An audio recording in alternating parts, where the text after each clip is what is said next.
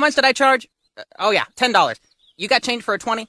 Oh, I only got $6.12. Oh, well, that's okay. Here, just give me the $6, and then I'll give you the 20. Okay. Now, give me the pubes, and I'll give you back $2. Right. Now, give me the 12 cents, and I'll give you the rest of your change back. And then give me the 20, and I'll give you the pubes. Sweet. God damn!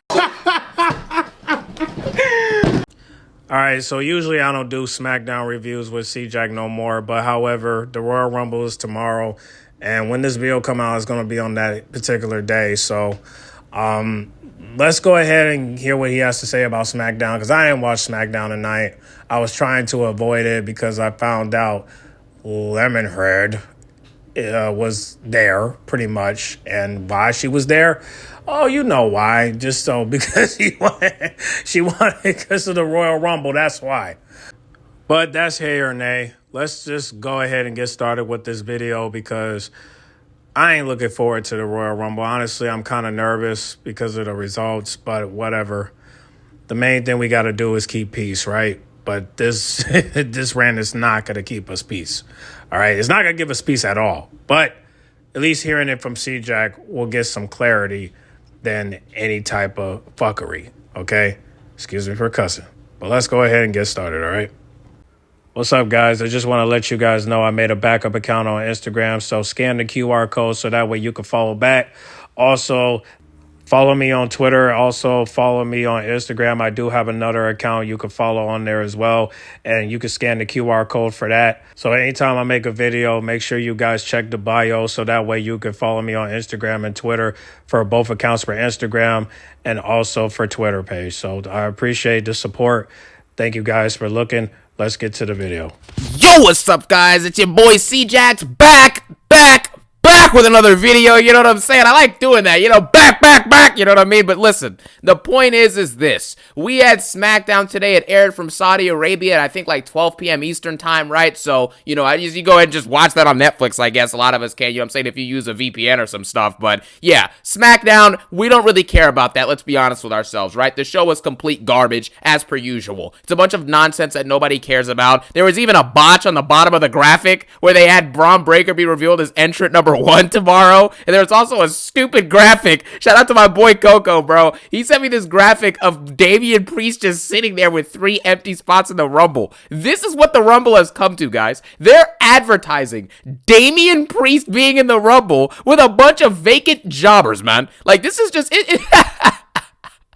Damian Priest, bruh. Oh, man. Anyways, the point of this video, what we really need to discuss is Roman Reigns, the last superstar in all of professional wrestling, ladies and gents. We have to discuss this because today he had an interview on the Pat McAfee show, and I've seen the interview about like 20, I think it was like 20 minutes or so. I watched all of it.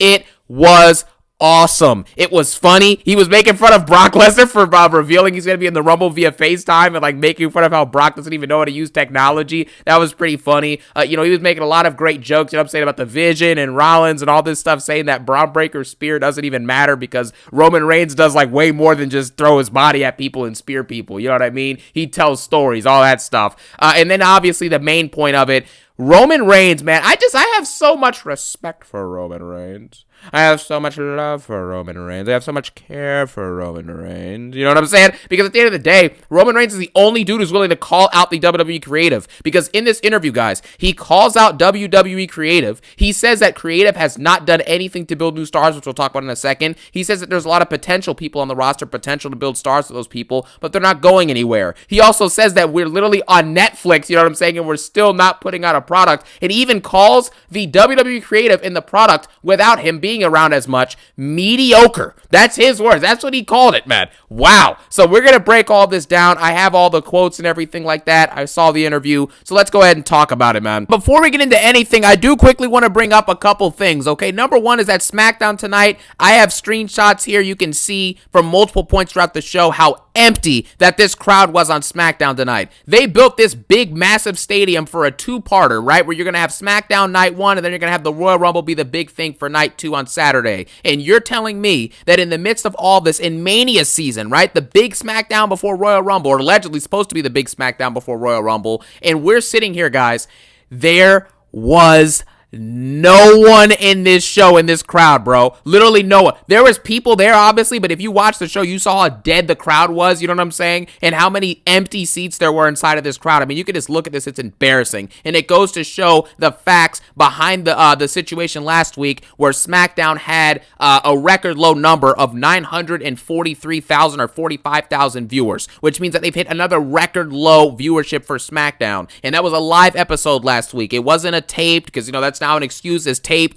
duct tape, you know what I'm saying? It was my pet turtle's birthday. All the excuses have to stop. When you're struggling to pull 940,000 viewers on a show that you were just getting 1.5 million consistently on like a year and some change ago, there's clearly something wrong with the creative, and things have gotten drastically worse. So maybe when Roman Reigns finally today comes out here and says it publicly for everyone to see, maybe people will start taking notes. It's a shame that Jonathan Cena sat there. I mean, I guess he's already established as the GOAT, so I guess he didn't really care about the creative last year. But even for the fans, at least you'd think he'd want something better. But still, John Cena sat there last year and endured the garbage created from Triple Fraud. CM Punk sat there talking about, well, my money's guaranteed, so I don't care where I am on the card. Yeah. And then, saying CM Punk has nothing to say about Triple H's bad booking. No one has anything to say except for Roman Reigns, because he's still striving for greatness at this point in his career, which I think is awesome. Now, first off, let's go ahead and talk about Roman Reigns discussing some of his part-time schedule and also the reason for it and how he feels about the current state of the product today, okay? This is going to be a nice long quote. I put it on the screen, but I'm going to read it for you anyways, okay? Roman Reigns basically claims that since he hasn't been around as much, WWE obviously is not making any new stars. This is his exact quote. He says, "I'm a generous tribal chief. I give the people plenty of time." You know what I'm saying? By the people, he means the talent, obviously, and he says that. These young talent, they say we hog all the TV time, they'll complain about one thing, and I leave an opening for them for 2 years and give them plenty of space to create whatever type of superstardom they want. Get over. You know what I'm saying? He says, yeah, go ahead, get over. And then he basically says, we are 2 years here now since I lost the belt, and we haven't advanced. We haven't evolved. We have great leadership in Nick Khan. God bless him. What a businessman. He's a genius. But we have to be able to keep up creatively. And that's why people like me, people who are striving to be the greatest, the GOATs, the MJs, I just can't sit around and see mediocrity. You understand what I'm saying? That's what he says. He can't sit around here and see this mediocre product. And then he ends up the quote by saying, "Not when I set it up for everybody to just slam it home, man."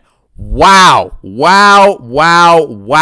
First off, we have to discuss the first thing of this quote. Number one, he basically says that, since he lost the championship 2 years ago, they have not been able to get any new stars over. And by they, I mean Triple Fraud in the WWE creative. Because like I discussed last week in that report, obviously the reports are true. Like I told you guys, it was going to be a true report. Roman Reigns said in this interview as well that he hasn't been doing the same stuff the last 2 years that he was doing before. You know what I'm saying? It's been a rough last couple years. And he basically brings up that, like he said, he left it, he left showing up consistently. He's now a part-timer, and the kids now, like the younger stars, everyone the last 2 years has had ample TV time, which I've been saying this for many, many months. They've had more than enough time to build new stars, guys. More than enough time. Triple Fraud has been giving a million chances to build new stars, and he hasn't even built a miniature star. Not even a star that can be like a top-tier upper card, not a main eventer, but even just an upper card guy. He's built nothing, man, and that is very, very sad. Like Roman says, they had plenty of space to create the superstardom that they wanted, and he said they could get over, and they couldn't do it. They couldn't do it without him. You understand what I'm saying? No one has gotten over. Even when Roman Reigns is barely there, no one is getting over, and that is a problem. I am so glad that Roman Reigns, the last of the superstars, can stand up and call the product what it is. It sucks. I don't care what people say about his schedule. I don't care what they say about how many matches he wrestles. I don't care about none of that. At the end of the day, you gotta respect what it is. He's telling the truth, and he has every right to tell the truth, because if he was not the champion and did the 4 or 5 year run as a tribal chief,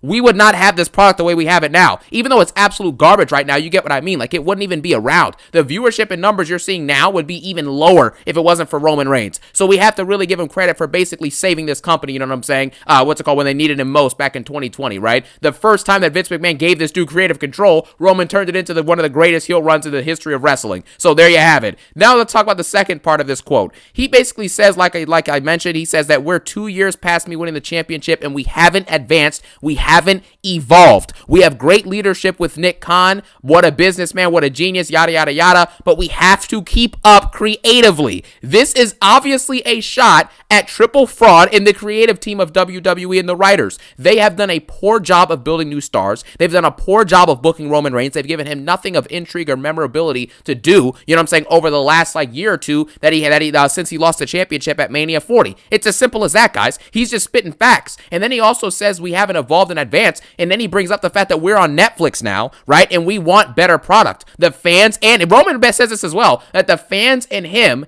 they want, you know what I'm saying, they want things to be greater. You understand what I mean? That's what he said. Something I'm paraphrasing, but he did mention how him and the fans, you know what I'm saying, how he sees the fans not, as excited about the product when he's referencing like his era as Tribal Chief Champion and stuff like that when he was talking to Pat McAfee. So this is also something that he said, you know what I'm saying? So it's very, very evident to me and obvious that Roman Reigns is aware that the product has obviously gone bad. It's gone stale, and him being involved in it should hopefully, you know what I'm saying, boost it if he's booked correctly, of course. But he's just putting out there on a clean platter for all of us to see that the WWE creative sucks. It sucks, man. They're not keeping up. You have Nick Khan, who's doing a great job of making business deals and making money and generating revenue for this company in certain areas, but the ticket sales, the viewership, and the fan reactions dictate that they don't like this product. And Roman Reigns clearly doesn't like the booking of his product either because he's getting mad at Triple H, you know what I'm saying, or calling him out, you know, for his creative. So it's all coming together, and I'm so glad that Roman Reigns is calling this out, man. And then the last part of this quote, like I said, where he basically says he can't sit around and see mediocrity.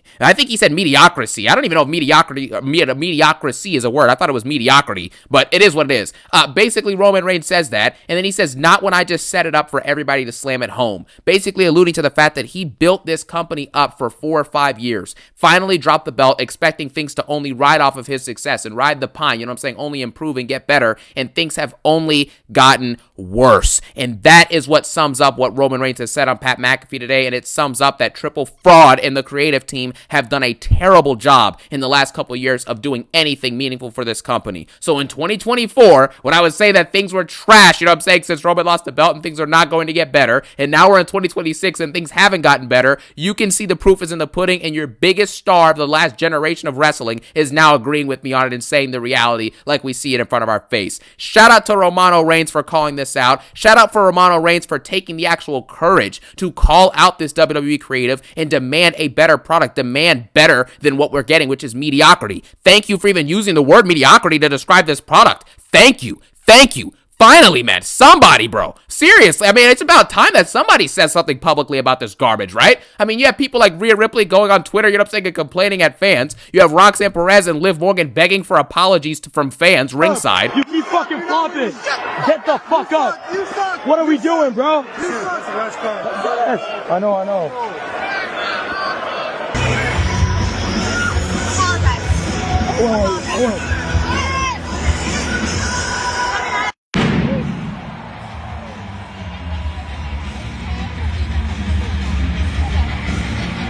Let me get a him!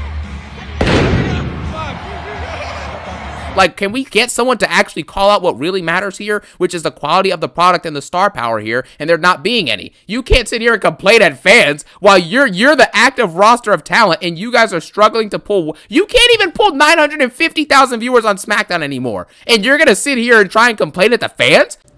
I mean, yeah. I mean, I even try to explain people, and people acting like Liv is a draw, but she can't even get 1 million views. I mean, she came back 2 months ago at Survivor Series and couldn't even get 1 million in 2 days. And look at the viewership. Alexa Bliss and AJ Lee literally beat her to the punch when she should have came back at the Royal Rumble. And look at this. AJ Lee and CM Punk drop a Hot Ones video, and they got almost 1 million in 3 days. 3 days! 3 days, guys. 3 days. And look how long it took for Liv and Dom to get 1 million.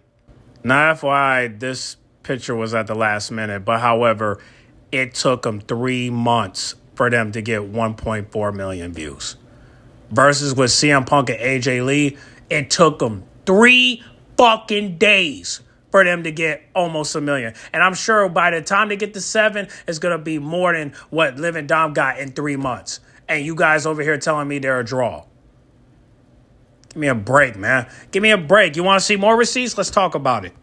Do y'all remember when Liv and Dom went to the sneaker shopping? Liv Morgan went twice. And this is why this is ridiculous.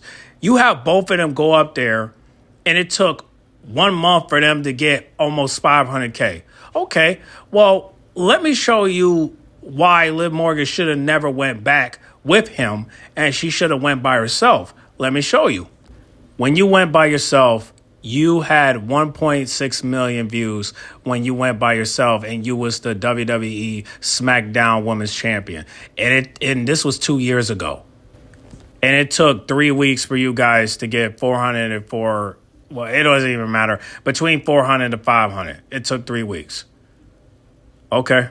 Well, let's look at the numbers now. You have 672K, and this was 7 months ago.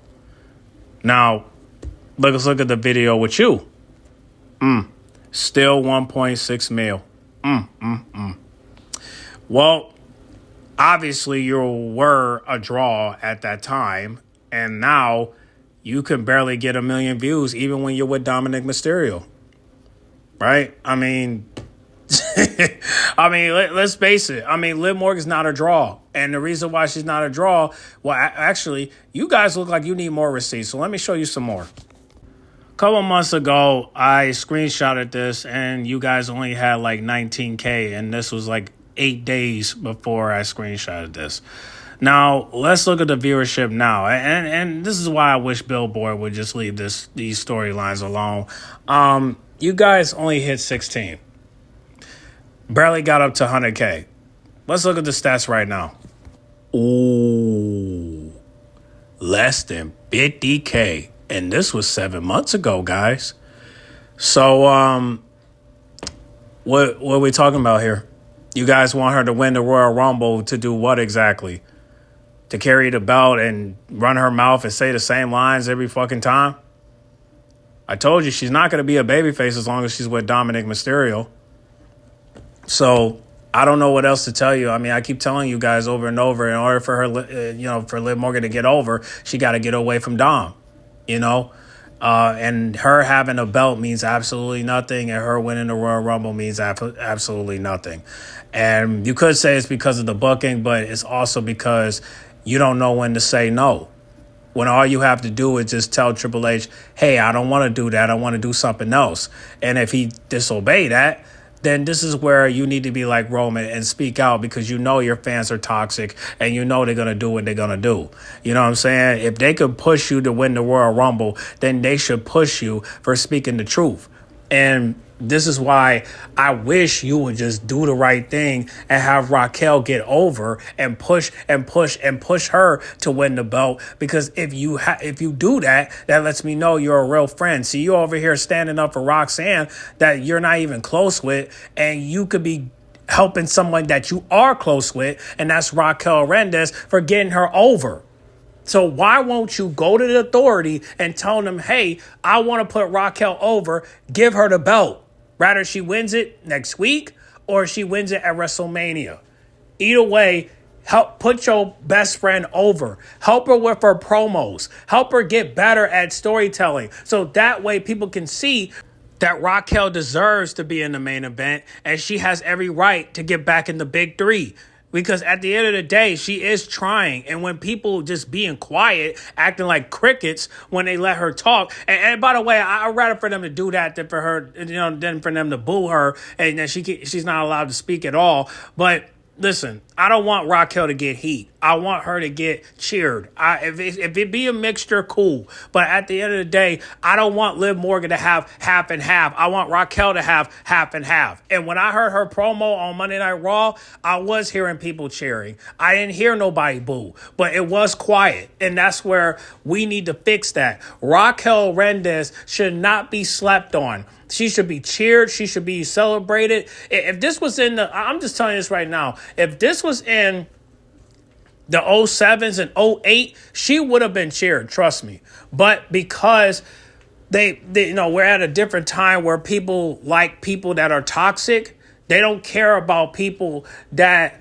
are standing for family, people that stand for the community. They rather see people that are that are out of their minds, misguided, and on their worst behavior, and because it's entertaining to them. And that's why people like Liv Morgan, because she always be in her worst behavior, and she's always acting like a damn fool. That's why I compare her to Akashi 6ix9ine, because she's a troll, and people like trolls, even though they don't want to admit it, but they do, because they find them entertaining.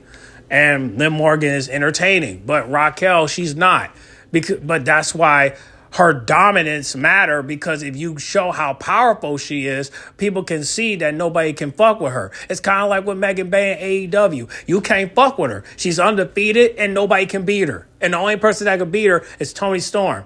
But everybody else, they got to find a way. You got to find the right star to beat her. And that's what I'm saying. That's why if she wins the AEW title, no one can fuck with her, because I'm telling you, you're not going to beat her. Okay? It's going to take you, it's going to come up with a plan to beat her, especially if you got Penelope and Marina by her side. So it's going to take a long way.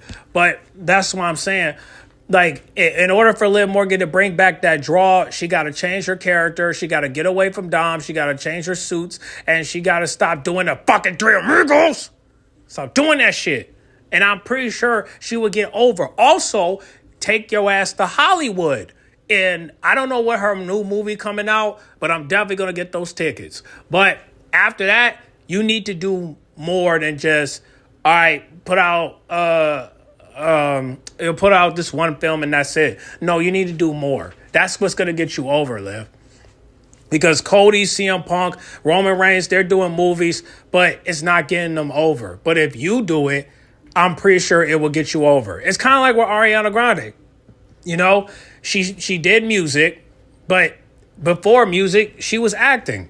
And even when she was doing music, still doing music, she was still acting. So it's not like you can't stop wrestling. You can act and still do, sports, right? And if you consider wrestling a sport, yeah. So you can still wrestle and still act and do movies, right? If The Rock can do it, you can do it. If John Cena can do it, you can do it. And that's why I keep saying, have Liv Morgan go to Hollywood. If you want star power, go to Hollywood and do some movies. And then when you come right back, the star power will come with you, because people that are watching you in these films will follow you everywhere you go. Okay, Liv over here acting like a damn celebrity. Well, the only way you could be a celebrity, Liv, is if you put yourself out there. You did one film, now do another one. Whether it's comedy, drama, action, horror, I don't care. Just do it. Because that's what's going to get you over. Okay? I don't know what else to tell you. You're not going to get over by winning the Royal Rumble. You're not going to get over by winning WrestleMania. It's not going to work. You're going to have to change characters. Either you change characters or you go to Hollywood. Look, I don't care what you do. As long as you do something different, people will rock with you. But not if you're going to do the same shit. People are tired of the heel gimmick and they want you to become a babyface again. But the only way you could become a babyface is if you change characters and you get away from Dominic Mysterio, because nobody cares about him no more. All right? They care about Finn. They want Finn Balor to be a babyface now. They don't care about Dom. And you could thank Triple Fraud for giving the belt back to him and also having you be the reason why he retained the title. Well, actually become the 2-time champion, and now his second reign sucks because he's barely defending it. He's not wrestling, and now he's at home with the belt while everybody else have to suffer. Like Javon Evans, El Grande, Chad Gable, shit. Everybody that's in the mid-card division, they can't get no title shot because of Triple Fraud. And now it's even worse. So now when Dom comes back, he's going to get booed, and people are going to focus on Finn and not Dom. So you're going to have to choose. It's either you either stay heel and fuck around with Dom, where you'll never get pop, you'll never get the crowd to side with you, maybe the women, but not the men. The men is not going to side with you. They're going to continue to say you're boring. They're going to continue to say you suck on the mic. They're going to continue to call you a jobber, and they're going to continue to call you Mid Morgan, because you're not doing nothing but being Dominic Mysterio's side piece. So again, do you want to get back to that root? You want to go back to that roots, or do you not? Red pill, blue pill. Hello? It's a red pill, blue pill. Whatever pill you take, Everything you're doing right now has to stop. Okay? Red pill, blue pill, know what you pick. So if Liv wins the Royal Rumble tomorrow, whatever. But I'm telling you right now, it's not a win because, in my opinion, it's a scam because you're doing this for money. Not her, but TKO. So you won this over money. You won this just to pay a debt. That's it. So you winning means nothing. But, however, to you, it's to get it off your list, right? Your bucket list? Okay, cool. On paper, cool. However, you still haven't done anything that people can go back and watch and rewatch and say, hey, Liv done that. Yeah, some people can go back and say, well, at least you won the Royal Rumble. Let me go back. No, you're not going to go back because the match sucks. Okay? But at least you won, right? You're going to go back to that clip. So, of course, you're going to go on Twitter and see that clip. But that's it. Other than that, you ain't going to see anything else. You ain't going to go back to the Royal Rumble. You know the Royal Rumble sucks. So, what's the point of her winning? People are not going to go back. They're not going to rewatch it. So, at the end of the day, it's like, what's the point of having her win if nobody's going to go back and rewatch it? Now, you could say the same for Bianca, but still, either way, it doesn't matter. CJAX already told you, no matter who wins, it's going to suck. And nobody's going to rewatch it. So, if Liv Morgan wins the Royal Rumble, nobody's going to go back and rewatch it. They might replay it, but what's the point? It's pointless. It's pointless. She won the Royal Rumble at the wrong time. At the wrong place at the wrong time. You won it at Saudi Arabia. And this is not a good year for you to win it. You should have won it last year. You should have won it the year before. But because of the bookkeeper, you did not win it. And now we got to deal with this. Sorry, that's my dryer. But other than that, you get what I'm saying, right? This win means nothing. It might mean something on paper, but it means nothing long term. Nobody's going to go back and rewatch Liv Morgan winning. Okay? Yes, you won, but you won at the wrong place at the wrong time, and you won it for the wrong reason. And it was to collect the debt and make some mad money. So basically, this moment just got ruined. And this mainly got ruined because you thought this was a moment for you, but if your family's not out there watching you, and this is not in USA, then this all a complete scam. I call it as it is. It's a scam. If y'all find this as a distraction, then y'all just too easily distracted. Liv Morgan winning the Royal Rumble means nothing. Okay? But and that's why some people want Bianca to win, because at least if Bianca wins, she'll go after Jade, and then you got a story right there. But again, I understand these Liv Morgan fans, they feel like she deserves it. Fine, but on paper, it might look good, but long term, it's not going to be memorable. Okay? So, again, I don't really care who wins tomorrow. Just get it out the way so that way we ain't got to look back at this Royal Rumble, okay? Because nobody's going to go back to rewatch this. This Royal Rumble is going to suck. But the good thing is, after the Royal Rumble, we got Collision, and we'll talk about that at the end of the video. But other than that, man, fuck the Royal Rumble, man. And, Liv, if you win, congratulations, but this is not a celebration. This is all part of the game. And I just can't celebrate that win, okay?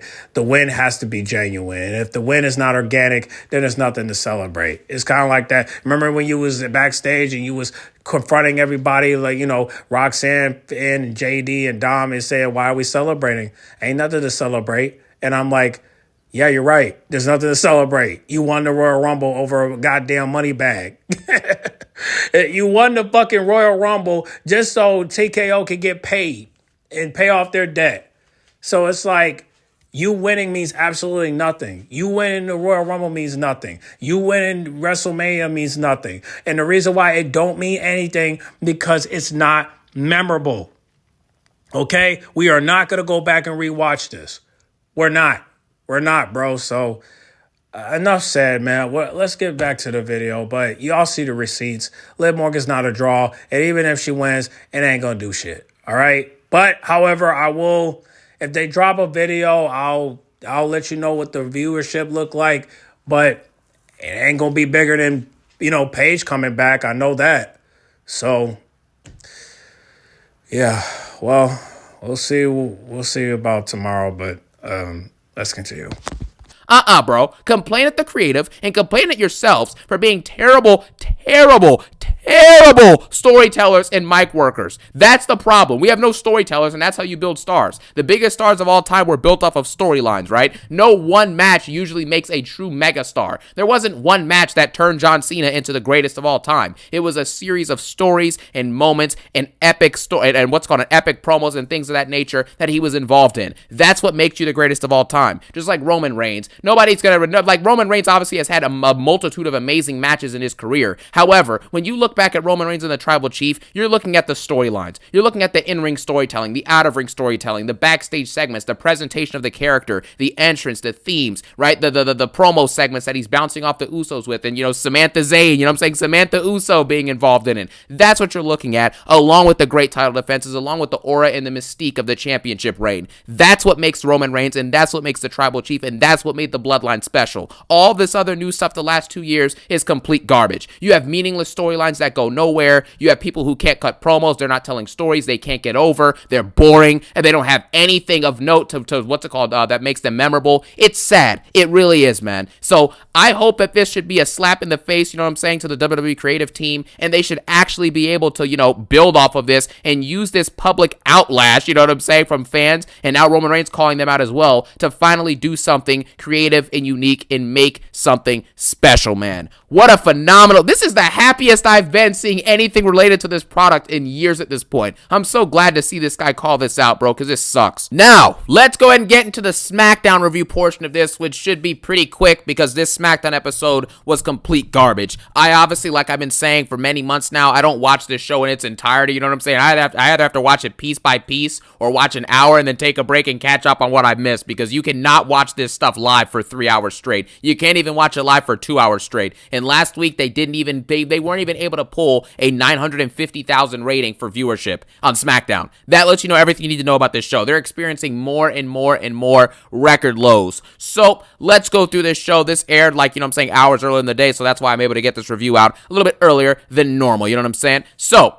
Cody Rhodes starts the show, and he reminds everyone in Riyadh, I respect you, I love you, I need you. You know what I'm saying? He reminds Riyadh that he loves him and respects him, and asks them what they want to talk about. And then afterwards, he basically says that Drew McIntyre, I can't stop thinking about Punk, and I can't stop thinking about Randy, and I can't stop thinking about Cutie, and I can't stop thinking about Punk, and I can't stop thinking about Femi. Now, anyways, Drew McIntyre is mentioned here, and Cody's basically mad that Drew didn't show up early for the Saudi fans, and that he needs to be a role model that he talked about now that he's champion. Such a stupid, what kind of promo was this? You're out here complaining because Drew McIntyre didn't show up early for the fans? Like, this is so cheesy and corny. Then afterwards, he vows to win the Rumble for a third year in a row, and Cody Rhodes gets booed out of the building after saying he wants to win the Rumble for the third year in a row. History is repeating itself once again, and WWE needs to find a way to change up Cody Rhodes' character. Tonight in Saudi Arabia, Cody Rhodes came out and he was booed when he took to the mic. When he said that he was going to win the Royal Rumble a third time, the fans booed. When he said that he would go on to face Drew McIntyre or CM Punk, the fans booed the fact that he would face Drew and then started chanting CM Punk. And this is not an isolated instance. Over the last few weeks and months,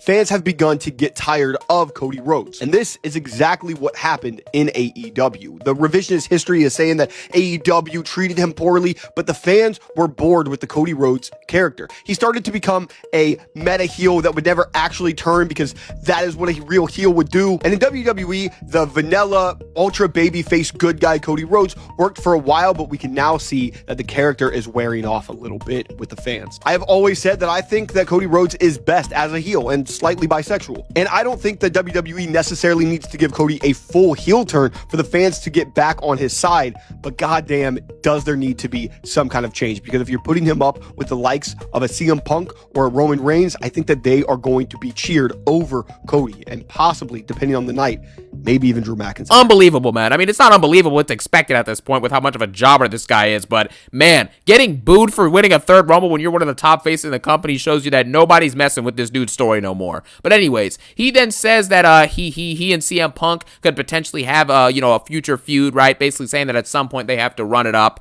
And then he's interrupted by Randall Orton. Randall Orton, for the 15th time in the last year, comes out and literally says the words, I love you, Cody. I respect you, Cody. I respect the heck out of you, Cody. it. I need you good it. I know you good it. And then he basically says that won't stop him from doing Viper-esque things like throwing Cody Rhodes over the top rope. Randy's been saying this for a year. We're buddies. I love you. I respect you, but I'm going to beat you eventually. Or I'm going to fight you eventually. Like, this is just corny at this point. Randy Orton brings up he's a 2-time Rumble winner. No one cares. Jey Uso then comes out and yeets for 5 minutes. And then afterwards, like, Randy and Cody are like trying not to laugh at this guy yeeting. And then Jey Uso said he's going back to back. He then gets booed bringing that up. And then afterwards, Samuel Zayn comes out. Samantha Zayn comes out, okay? Sami Zayn basically comes out and says, says that he's never won the WWE Championship, he's never beaten Drew McIntyre, and he's never lost in Saudi Arabia, and that something has to give. He then tells them that they won't be facing Drew, you know what I'm saying? When they win the Rumble, they'll be facing him. Then the Vision come out. Paul Heyman speaks a little bit of Spanish, which is kind of funny a little bit there, right? And then says wrong country or whatever.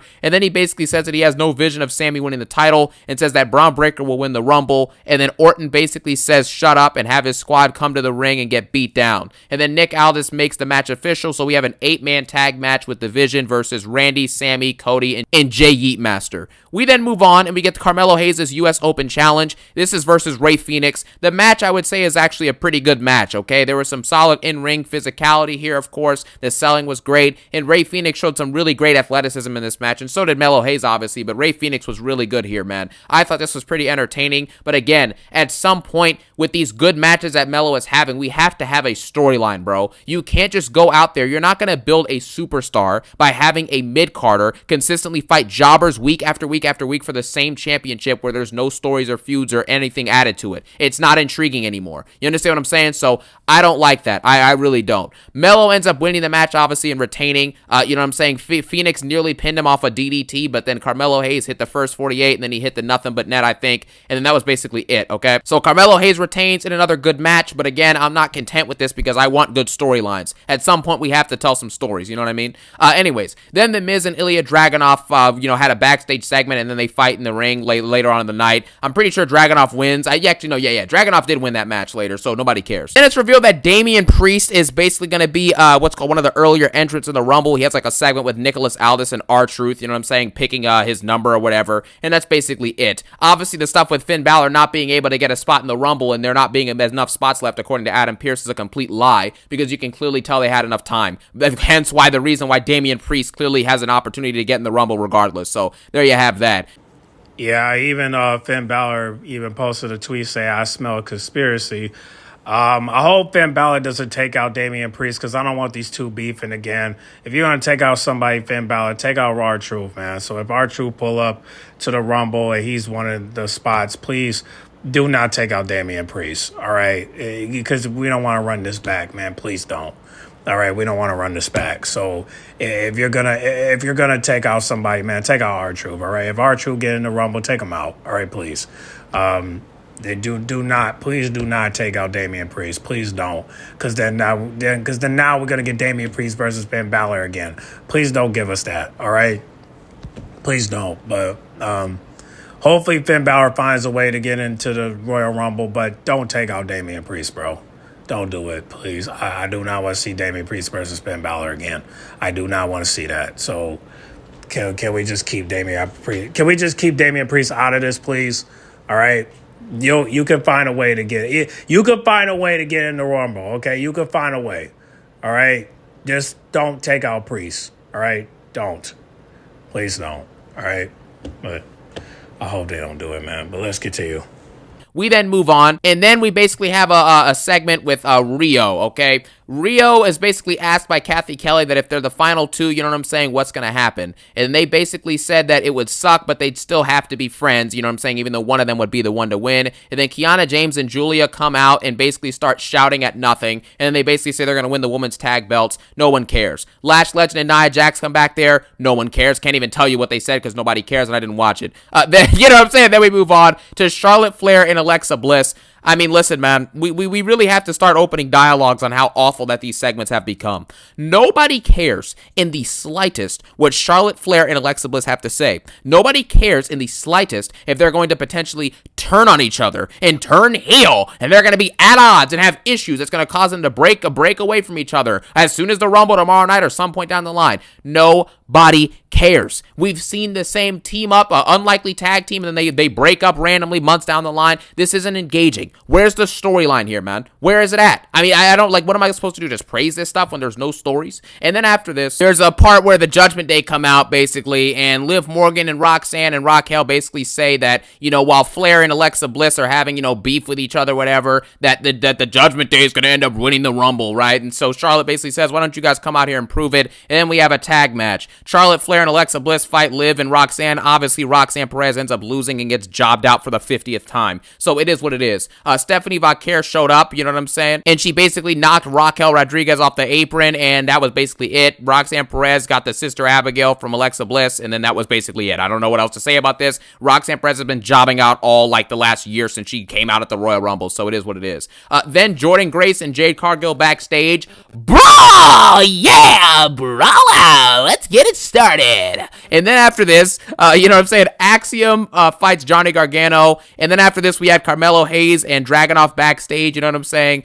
Basically saying that Melo says he'd never asked for help from The Miz, but he got it, okay? Dragunov says that he's then gonna beat The Miz. He then beats The Miz. Nobody cares. Trick Williams basically, you know what I'm saying, goes out there, and it has his entrance, and he's in the ring to basically talk about it, as he says. And he basically invites everyone to join the Whoop That movement, you know what I'm saying, as he calls it. It basically promises to win the Royal Rumble, which obviously he's not going to. But it's good to see Trick, you know what I'm saying, and get that big Whoop That Trick pop from the crowd. So we'll see how his performance will be tomorrow. I'm looking forward to it, and that's basically that. AJ Styles then comes out to the ring and basically says that, you know, since he was in the area of SmackDown, that he might as well come back and be by the house that he built. And he basically says that a lot of people are worried about tomorrow, but he says that after he beats Gunther, then he'll start his farewell tour, and we'll get his last matches with people like Codarius Rodington, CM Punk, Randall Orton, and then Gunther comes out and interrupts him, and then Gunther basically says that, everything is a fantasy, and that he's going to end AJ Styles' career the same way he did to Cena, you know, and all that other nonsense. Guys, it's just getting embarrassing at this point with Gunther. I don't understand what the push is with giving him these opportunities when you've seen him have 2 world title reigns, you've seen him have the longest reign in the IC Championships history, you've seen him retire Cena, and he's still a jobber who's getting chanted at by fans that you tapped out, and when he comes out, nobody cares. You understand what I'm saying? Nobody cares about any feud or storyline that Gunther's been involved in his whole time on the main roster the last 2 years. You know what I'm saying? He's been on the main roster longer than that, but you get what I'm saying. There's no stories that anybody cares about with this dude in it, and he tapped out to Jey Uso, which illegitimizes him and like just basically permanently at this point. So I don't know what the force is with just forcing these guys to job out and retire to Gunther. It's just embarrassing at this point. But Gunther basically says that, and then AJ Styles says it takes a tapper to know a tapper because you tapped out too. So I thought that was pretty funny. They're about to basically brawl in the ring, and then obviously Gunther walks away and then heads backstage, and that's basically it. Then we had a little segment situation there with Solo Sikoa and the MFJs and the Wyatt Jobbers, okay? And quite frankly, I don't care what happened here. I don't know what happened. I don't care. The Wyatt Jobbers, you know, let me tell you something about the Wyatt Jobbers. The Wyatt Jobbers' career should basically be over at this point in WWE.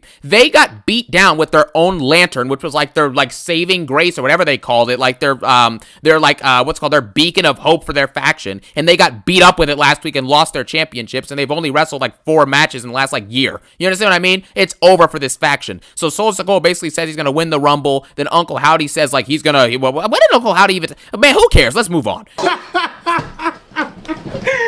You know what I'm saying? It's as simple as that. Michael Cole and Wade Barrett basically go over the Rumble card tomorrow, and they basically just reiterate the fact that, I guess, that Obafemi is arriving on the main roster tomorrow, which should be pretty fun to see his performance in the Royal Rumble, and that's basically that. We then have the main event. It's Randall Orton, Cody, Jay, and Femi, you know what I'm saying, versus The Vision, and they win via disqualification, okay?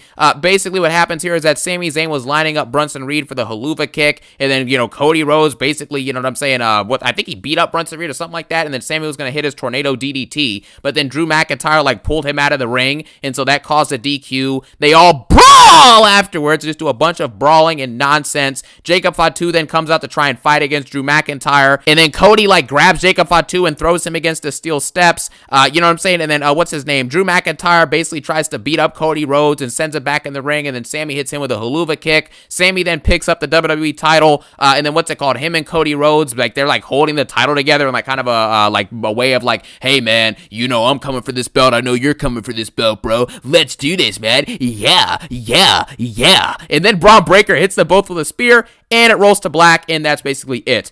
This episode of SmackDown is one of the biggest wastes of time of all time. Like, genuinely, there's nothing to say about this show. I feel like when I'm going through these segments, I'm just like reading off what happened and just like talking about it barely, because there's nothing like, what about this was interesting? A bunch of no-name matches. Nobody cares. There's no storylines here. There's no intrigue. And quite frankly, everything is predictable, and we're just waiting for the Rumble tomorrow to see how big of a disaster it might be. Because if the Rumble sucks tomorrow, I would not be surprised if Triple H is let go before we even get to Mania. You know what I mean? I'd be surprised if he's let go in general, low-key, though, because, you know, he is like, you know, what's it called, Vince's son-in-law, and, you know, he's got a big place inside of the company. But they're going to have to let go of this dude at some point. He's getting publicly called out by his biggest star, and quite frankly, the shows are experiencing record low numbers. It's time to make a change, and we need to go ahead and get that done. This episode of SmackDown gets a 1 out of 10. Definitely a garbage episode that I'm never going to rewatch anything from this episode that ever happened again. And that's basically it.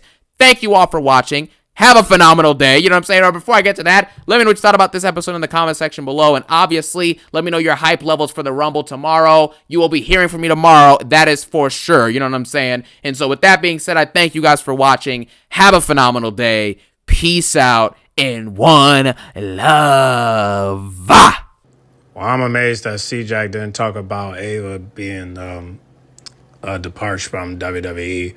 But, hey, if Ava's leaving, you already know something's wrong. So, but yeah, man, we need Shawn Michaels for SmackDown, man, because this viewership is ridiculous.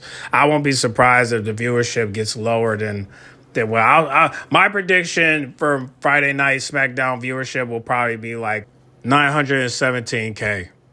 I mean, obviously lower, but that's my prediction for this week, for this Friday night SmackDown. So if we get that next week, not next week. If we get that this week and the reports come out next week saying that that's the prediction for the viewership, don't be surprised. And then, hey, I'm going to tell you this right now. If next week gets lower than 900, it's over. At that point, it's over. And they're going to have to find a new spot to where SmackDown can go. But I'm telling you, man, it's getting lower. And listen, I don't know when they're going to fire Triple H. I'll give it till November. So I'll say after Money in the Bank, we'll see where Triple H's position stands. But I'll give it to November. And if if this man don't leave by November, then something wrong. Because I'm gonna be honest with you. Even if Triple H leaves, I don't think he's leaving the company. He might leave his position, but he's not leaving the company. You know what I mean? He's not leaving the company. I don't think he will. I think he's going to continue to mess things up, and I do think he's going to get people fired. And that's going to make the company go to war because now he's, now that he's not in position, he can't promote. So there's a possibility he's going to go to war with TKO, and he's going to probably try to, slam this company to the ground because they fire him. Like, I don't know if you guys remember, but if you guys played SmackDown versus Raw 2007, there was a storyline where Triple H was general manager, and he was, booking himself matches, holding Edge back from winning the world title because he wanted the world title. So he would have a world title match and book it himself, and when he lost, he literally tried to get another rematch, and then Vince McMahon came back from his vacation, and then all of a sudden Vince literally took him away from his position because he clearly wasn't doing his job right, because he was doing it the way he wanted to do it but not do it the way he's supposed to do it. And then when Vince McMahon was going to do a title match with Edge and the person that I was playing, Triple H came out and literally said that, that he kind of wants to get involved in the match. Otherwise, he will sue Vince McMahon if he don't give him an opportunity, So I thought he would want his job back, but honestly, no, he wants a title match. So they, did so in the stipulation, I don't remember everything, but I do remember that Triple H has to earn his number one title shot, either against the opponent that I was playing or against Edge. So I don't remember fully what was the stipulation that Vince McMahon set up, but I do remember that he did threaten to sue McMahon if he don't give him a title shot. So I have a prediction where I won't say prediction. I'll say I do have a theory where I do have a vision where I do think that Triple H will get back at TKO for letting him go. Knowing that he probably thinking like, well, I did do some things, right? Like I helped Lyra Valkyria become double champion. I did a big return with Becky Lynch at WrestleMania. I also helped Liv Morgan become double champion at Crown Jewel. I also helped her, and this is just in case, I'm also the reason why Liv Morgan won her first ever Royal Rumble. I'm also the reason why Liv Morgan is a 2-time world champion, if that happens at WrestleMania. Also the reason why Nia Jax is the queen of the ring, right? Y'all remember when she was queen of the ring? I'm also the reason why Jade Cargill is queen of the ring, and I'm also the reason why Jade Cargill is WWE champion, and I'm also the reason why Tiffany Stratton won her first ever championship by cashing in Money in the Bank on Nia Jax's Smackdown, and I'm also the reason why Tiffany Stratton got over by facing Charlotte Flair at WrestleMania 41, I think. Yeah, is it 41 or 40? Yeah, 41. And and then of course he's gonna give credit for what he did with the Cody Rhodes and Roman Reigns story. He also want credit for for the Liv and Rhea story. But I'm like, well, the problem with that, Triple H, is the fact that you did not end it right. It's still going. If you think about it, I mean, why is Rhea, Rebby, and Liv facing each other at Elimination Chamber? Why is Liv and Rhea facing each other at Saturday Night's Main Event recently? Why is Liv and Rhea, beefing over friendships again? Like, why are they even looking at each other? Why are they still talking to each other? Why are they even interacting with each other? Like, that's the thing I don't like. Again, they could have ended their rivalry in a Hell in a Cell match. You did not set that up. You set it up for Punk and Drew, but you didn't set it up for Liv and Rhea. That could have been a great story if they ended their rivalry in a Hell in a Cell match. You did not do that. You couldn't even set up an I Quit match. Imagine if Liv Morgan say I quit because Rhea Rebby has some type of chainsaw and while Liv Morgan is cuffed. You know what I'm saying? Like, it would have been historical. But you did not do that. Like I said, we could have had some memorable stories with those two, but you did not set that up. So and not only that, you kind of cost Lyra Valkyria's career by having her beef with Becky when all you had to do was, if you wanted to do that, you could have saved it for Backlash, and then Liv and Raquel could have got their titles back at Backlash. You did not do that. You did it after WrestleMania. And that was a career killer for Lyra, because ever since then she's been a jobber. She's still fucking around with Bayley when she could be going after the world title. We could have had an opponent for Raquel, after she wins the world title next week.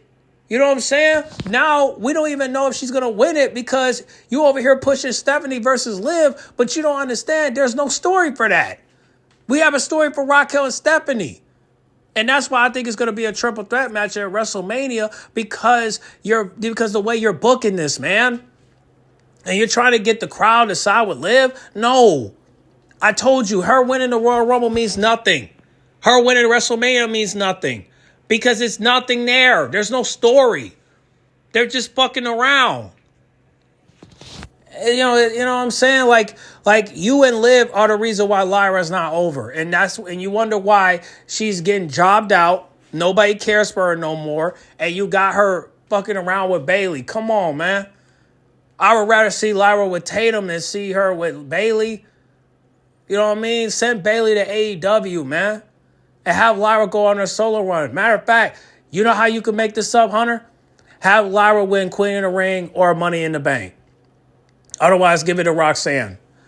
So like I said, that's the only way I can see Lyra bouncing back. If she wins Queen of the Ring or Money in the Bank. So you're going to have to do something, man, because right now it ain't looking good. And as for Tiffany Stratton, and you know what, man, I'm going to make a long video talking about it. we'll talk about Triple H. I don't know if I could talk about it tomorrow because I got to go to work.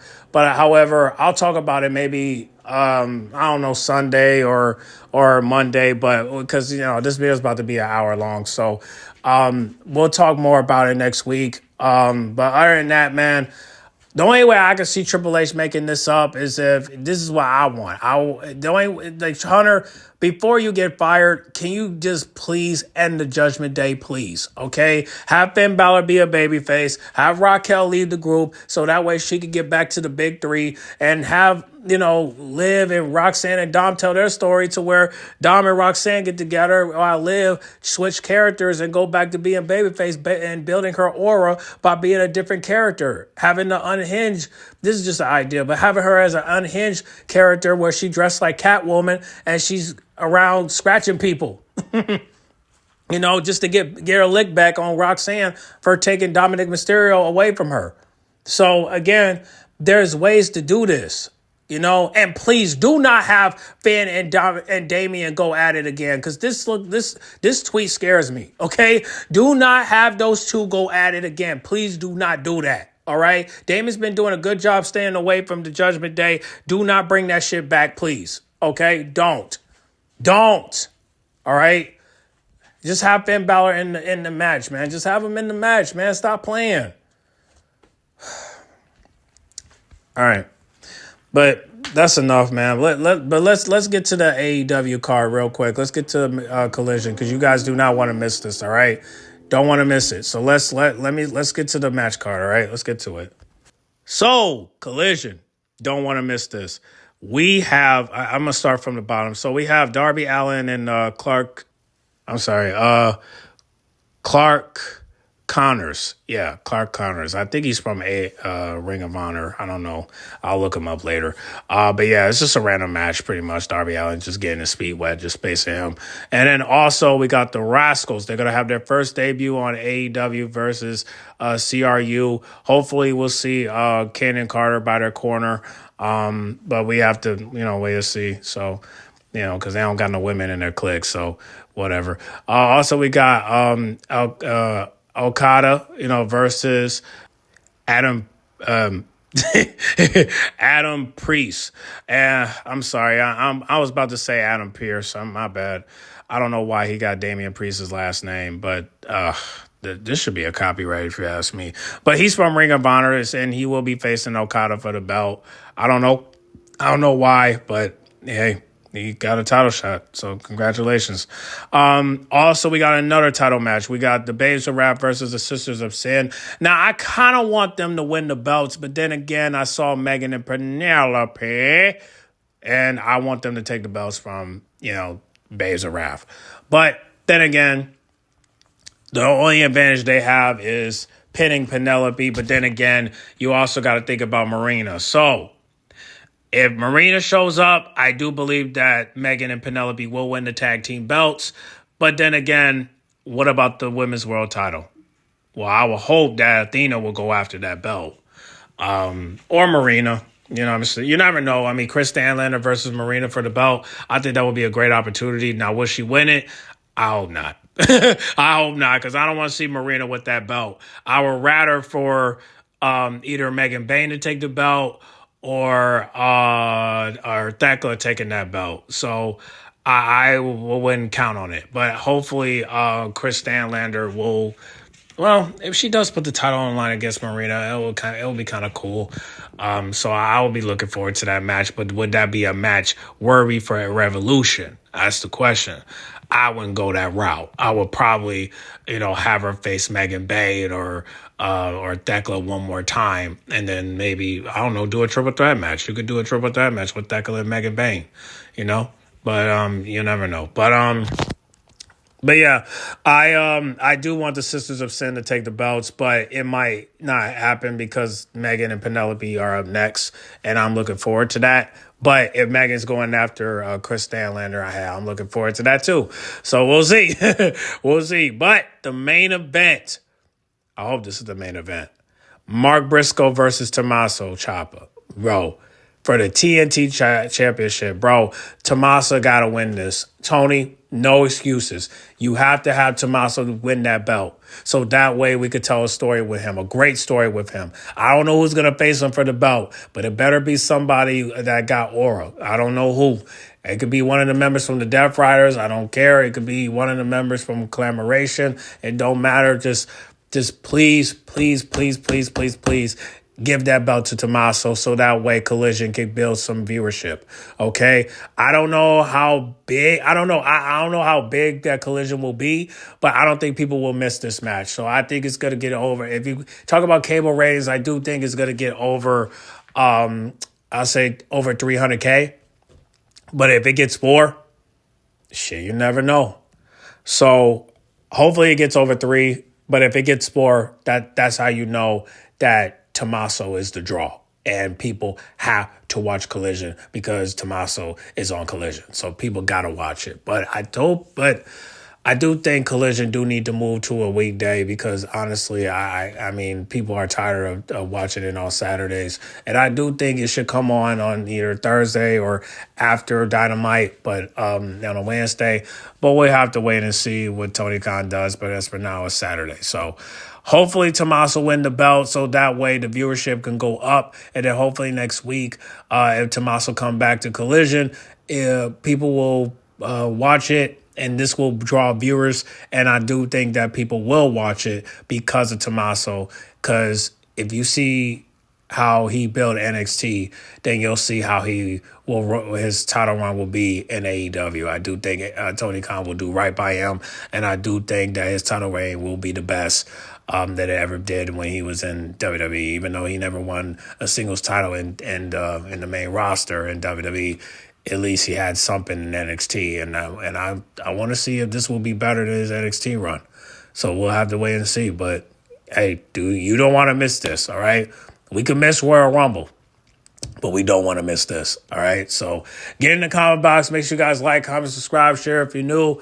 And yeah, man, what do you guys think, man? Do you guys think that Triple H is one step closer to his termination? Do you think that in the next couple weeks, do you think Smackdown is going to lose the USA network deal because of the lower viewership? Do you think that Shawn Michaels will take Road Dogg's place? You guys comment down below. Do you think that the creatives, the people that are in the creatives will be fired? Like Michael Hayes, Bruce, Chris, all those people. Do you think they will get fired and we'll get some new people? You guys comment down below. Let me know. All right. And also, are you guys still confident that Bianca will win the Royal Rumble? Or are you still confident that Liv Morgan will win the Royal Rumble? Y'all comment down below. Let me know. Get in the comment box. Make sure you guys like, comment, subscribe, share if you're new. And I'll see y'all tomorrow. When this video drop, it will be on a Saturday. But I just want to let you know, this video is recorded on a Friday. So, like I said, I'll see you guys tomorrow for Collision. And get in the comment box. Make sure you guys like, comment, subscribe, share if you're new. And I'll catch y'all in the next video, all right? I'm out.